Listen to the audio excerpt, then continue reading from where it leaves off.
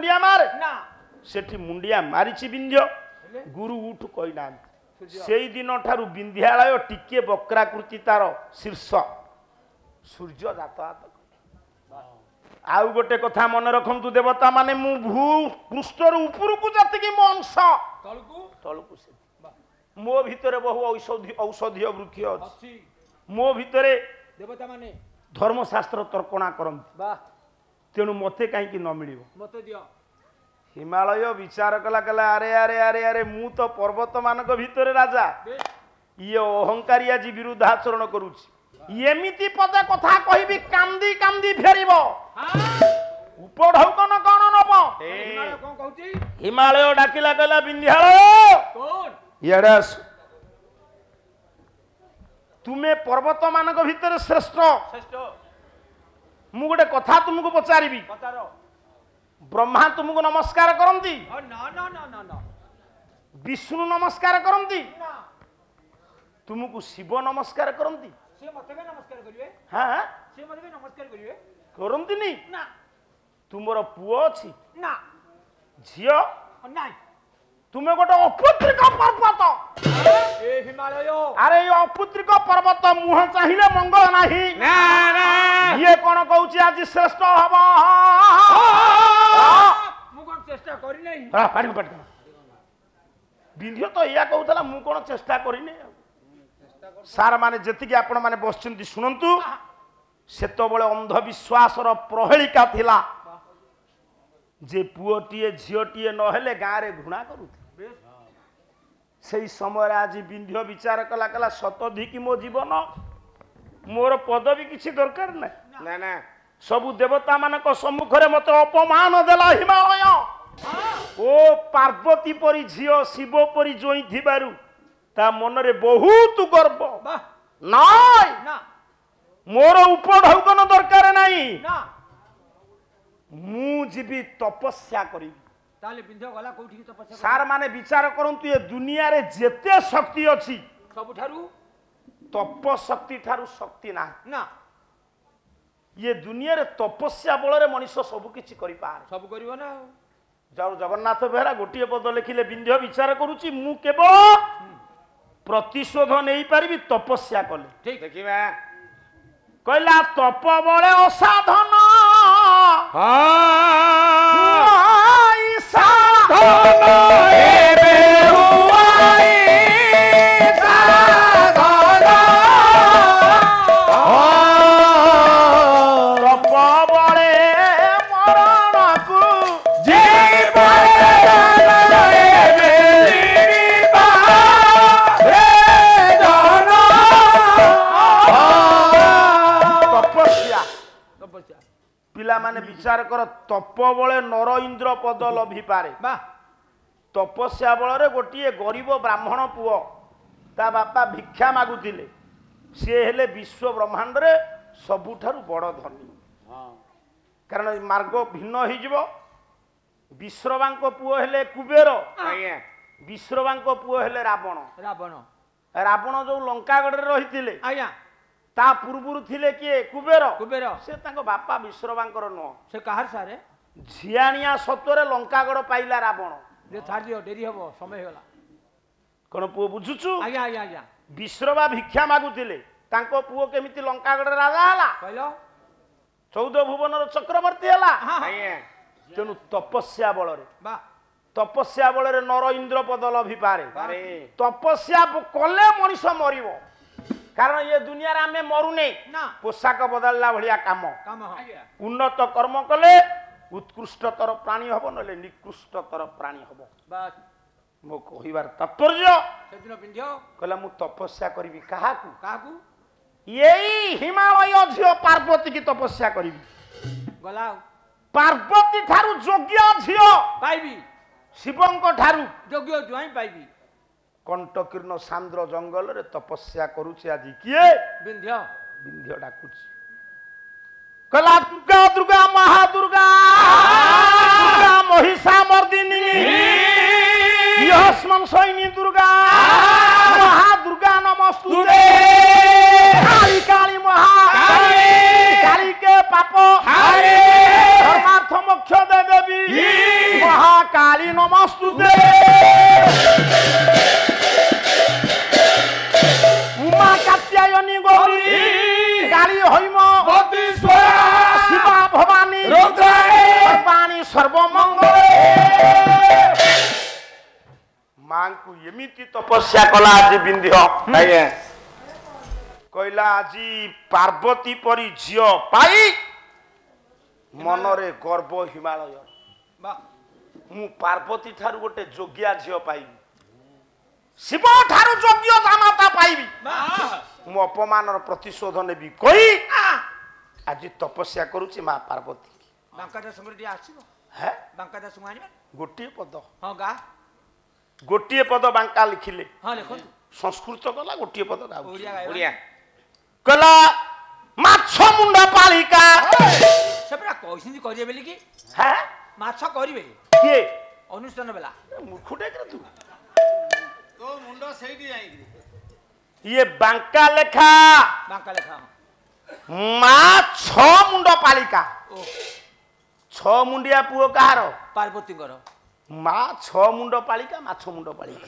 मो मुंडो पसिलानी चिलिका माछरे लोग डाकुची आजी डाकुची बिंद हो डाकू डाकू माछ मुंड पालिका ओरे आज्ञा बिंद डाकुची ओ डाकू माछ मुंड पालिका हिमगिरी बालिका माछ मुंड पालिका हिमगिरी बालिका माछ मुंड पालिका मुख्य करी राजो मुख्यरे विराजो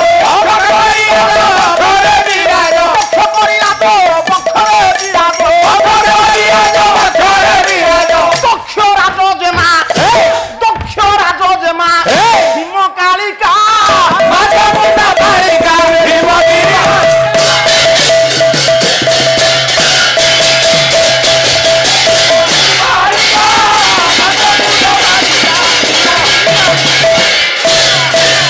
महाराष्ट्र पुणी कंपमान है मगिरी बाड़ी केते तुच्छ साधना ये करूअछि परा मगिरी बालिका पंचकीर्ण जंगल रे प्रवेश होइला मगिरी बालिका काहिकी तुच्छ साधन करूअछु परा गिरी बालिका चाची देवी बण तोते माग तू ही धन गिरी बालिका केउ पदार्थ रे तोर अछि प्रयोजन एमिति तपस्या कला हो मार अंतर तोड़िला पंडिते हो अंतर तोड़ी गला मा कोले कोन सर तू कहीं जाऊँ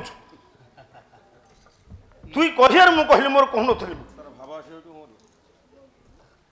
मां पाद तले लंबकी पड़गला मा तो चप्पल काई हेर मो चप्पल तो मुंड ऊपर खाली सार माने अछन तो मुंड ऊपर चढ़ी जाइतान मा तू तपस्या मु खुशी ए बापा तू जहा मागिबु मु देबी तू संतुष्ट हो संतुष्ट नुह संतुष्ट तू जहा मागिबु मु तो दे देबी मा कोन मागुचु मागे मोर उन छेली लोन दरकार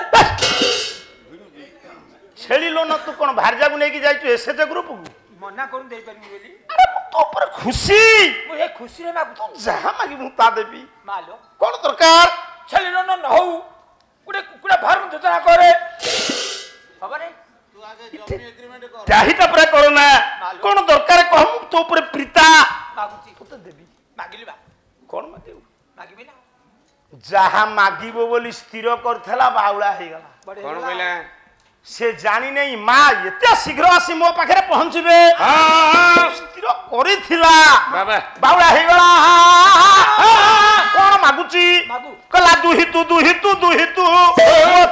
कर प्रदान वस्तु बोली कहिले जग मागी देला माकू कोन दुहि तू झियो दे माँ कहला अस्तु तू कहि देला मा जेमती कहिबे जदी एमती कहिबे करिबे आ तुम भलिया कहले करिबी नहीं, से का पाला भाला देखेई एमती सेटा तो एक मेका माटे सिंगर माटतल मा कोन देलु तू जहा मागेबु मु ता देबी तू मागेलु तीन झियो अस्तु तीनटा झियो पाइबी केतरा मागली तीनटा मागिलु मु गोटे मागिची मिथ्या कहना मु तोर भला सगौ नै तीनटा मागिछु गोटे मागिची तू तो मागिलु तीन हाँ। मु तो अस्तु कहिली हाँ। तीन झियो तोर कोन अडुआ होछ मा ख तीनटा झियो हेले हम तीनटा जुआई दरकार तृतीय रे ତିନିଟା ଗାଡି ଦରକାର ତୃତୀୟରେ ତିନିଟା ଟିଭି ଦରକାର ତାପରେ ତିନିଟା ଗଡରେଜ ଦରକାର ତାପରେ ତିନିଟା ସ୍ପେଶାଲ କୁକୁର ଦରକାର କଣ ସ୍ପେଶାଲ କୁକୁର ସ୍ପେଶିଆଲ କୁକୁର କଣ ଯଦି ଡାଲି ହବ ମ କୁକୁରରେ ଡାଲି ହୋଇ ତମର ନାହିଁ କି ସେଟା କୁକୁର ତୁ କୁକୁର କହୁଛୁ କୁକୁର ସେ ମା ଯାହା ହଉ ତାର ଶୁଣୁଛୁ ଏଗୁଡାକ ମାଗିବୁ ନାହିଁ ଦୋକାନରେ ମା ମୁଁ ଦେଇପାରିବିନି ତୋର 3ଟି ଝିଅ ହେଲେ ଯୌତୁକ ଦବାକୁ ପଡିବ ବାହାଘର କଲେ ଜଞ୍ଜାଳ ହବ ହଁ ମା ଅସୁବିଧା ହବନି ସୁବିଧା କରେଇଦେବୁ ସୁବିଧା କରେଇଦେବି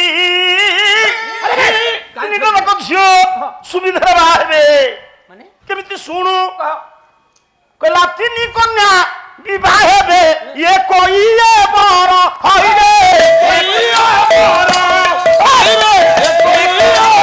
କଣ ବୋଲୁଛ କଣ ବଜଉଛ ମତେ ଅନେକ ଧର ଏପରି ସାଧାରଣ ପାଇଲୁ ଖାଇବି ଗୋଟି ଗୋଟି କରି ଚାଲ 3 କନ୍ୟା ବିବାହ ହେଲେ ଇଏ କଇଏ ବର ଇଏ କଇଏ ବର ହଇରେ କଇଏ ବର ଚାଲୁ ମରା ହବ ଏଟା ନୂଆ ଆଜି ର ମା ତିନିଟା ଝିଅ ତୋର ଜାମା ତା ପାଦରେ ନମିବେ ଶଙ୍କର ହଇରେ ନମିବେ ଶଙ୍କର ହଇରେ ନମିବେ ଶଙ୍କର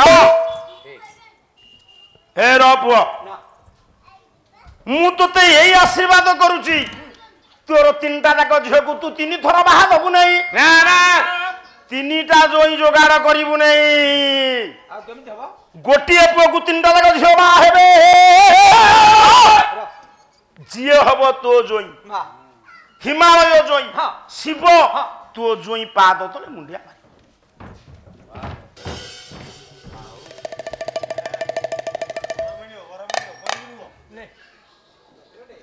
କଣ ଏ ଦଉଛୁ ସଫଳ ଚୁପ କାହାକୁ ସଫଳ ଦଉଛୁ ତୁ ଏଭଳି ଭକ୍ତ ଥିଲୁ ଆରେ ତୁ ଖାଇବୁ ନାଇଁ କି କାଇଁ ମାକୁ ଟିକେ ଦେଇଦେଲୁ ନାହିଁ କଣ କହିଲୁ ଚୁପ ପଞ୍ଚାମୃତ ମା କହିଲେ 3ଟି ଝିଅ ବାହା ହେବେ ଗୋଟିଏ ପୁଅ ଝିଅ ହବ ତୋ ଜୋଇଁ ତୋ ଜୋଇଁ ପାଦ ତଳେ ହିମାଳୟ ଜୋଇଁ ଶିବ ମୁଣ୍ଡିଆ ମାରି ଠିକ ତ ଖୋଜୁଥିଲା ସେଇଆ ପଣ୍ଡିତେ ମାଙ୍କୁ ଦେଲା କଣ ଦେଲା ଆଜ୍ଞା ଇଏ ମୂର୍ଖ କହୁଛି ସଫଳ କଣ ଦେଲା ଦେଲା ତ ଆଖି ନାଲି ହେଇଯିବ ବ ମୁଁ ଜାଣିଛି କଣ ମଦ ତୋ ନାଡି ଗୋଟି ଭିଡି ହେଇଯିବ ପକଉଛି ଧ ଆରେ ଆଜ୍ଞା କଲା ଜନାନି ଗୋତବ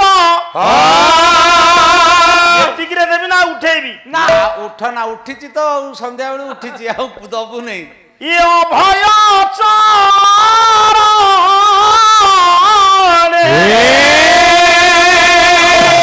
ପ୍ରଣତି ବା ବାଢୁଛି ନିରନ୍ତର କେତେ କଷ୍ଟ ଦେଖେ ନୃସିଂହ ସେପଟକୁ ନେଇ କହ ନିରନ୍ତର ନିରନ୍ତର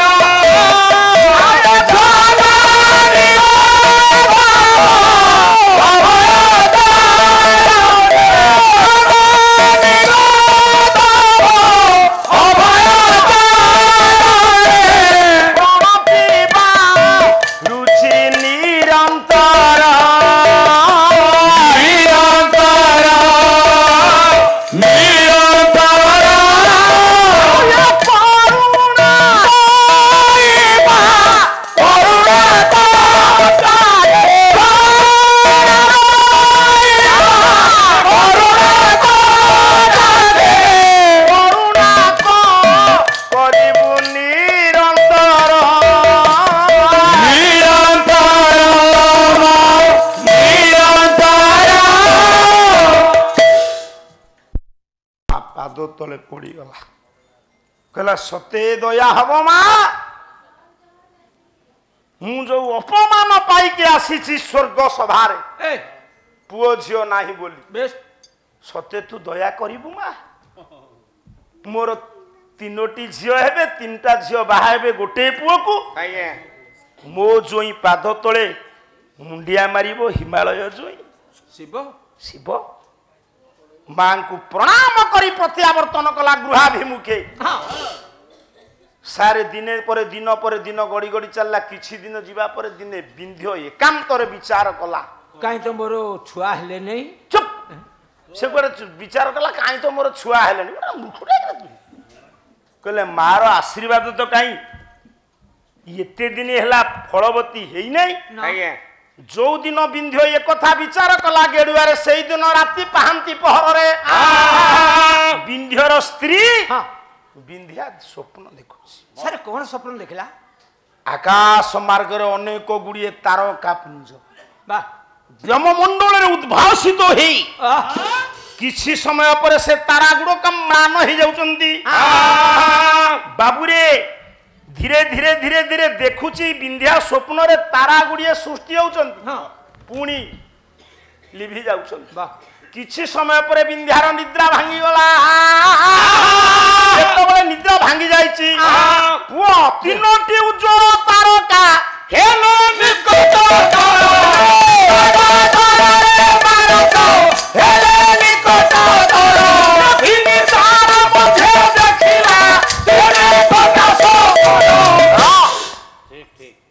ଇଏ ଆଉ କଣ ଚପିବନି ଏମିତି ରଜ ଯାଇଥବ।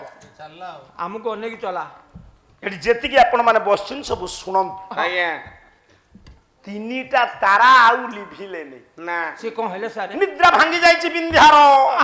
ସେ ତାରା ଗୁଡ଼ିକୁ ଧୀରେ ଧୀରେ ତଳକୁ ତଳକୁ ତଳକୁ ତଳକୁ ଖସି। ବାସ୍ ମୋ ଜ୍ଞାନୀ ମାନେ ପଣ୍ଡିତ ମାନେ ସାର୍ ବିଚାର କରୁ ଯେତେବେଳେ ତଳକୁ ଖସିଲେ ବିନ୍ଧ୍ୟାର ନିଦ୍ରା ଭାଙ୍ଗି ଯାଇଛି। ସେ ତିନିଟା ତାରା ଭିତରେ କଣ ଦେଖିଲା ବିନ୍ଧ୍ୟା? କହିଲା ତିନି ତାରା ମଧ୍ୟ ଦେଖିଲା ତିନି କନ୍ୟାର ତନ ସୁପ୍ତ ମାତୃତ୍ୱତା କାନ୍ଦୁଛି କଲା ସେ ଆଲିଙ୍ଗନ। ଏତେବେଳେ ନିକଟରୁ ନିକଟତର ହେଲେ କୁନି ପୁଅ ଶୁଣ ସେ ତିନି ତାରା ଭିତରେ ଦେଖିଲା ତିନୋଟି ଜାଗତିକ ଶକ୍ତି ଦେବ କନ୍ୟା। ବେଶ ହାତ ବଢେଇ ଦେଲା ପୁଅ ଝିଅ ନାହିଁ ସୁପ୍ତ ମାତୃତ୍ୱ କାନ୍ଦୁଥିଲା ବିନ୍ଧ୍ୟାର। ପୁରା ଯେତେବେଳେ ହାତ ବଢେଇ ଦେଇଛି ତିନିଟା ତାରରୁ ତିନିଟା ଝିଅ ବିନ୍ଧ୍ୟା କୋଳ ଗୁଡେଇ ପଡିଲେ। ତୁଳି ତଳ୍ପ ଶଯ୍ୟାରେ ଶୁଆଇ ଦେଇଛି ବିନ୍ଧ୍ୟା। ଆଜ୍ଞା କୁଆ କୁଆ କୁଆ କୁଆ ଚିତ୍କାର କରି କାନ୍ଦୁଛନ୍ତି।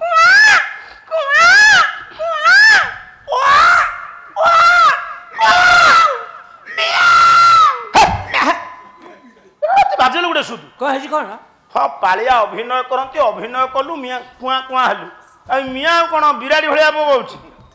ତୋର ସଂସାର ନାହିଁ ଅଛି ନା ପିଲାପିଲି କେତେ? 12ଟା 12ଟା ପୁଅ ଝିଅର ଯିଏ ବାପା ସିଏ କଣ ପିଲା କେମିତି କାନ୍ଦନ୍ତି ଜାଣିନି କହୁଛି ମିଆଁ।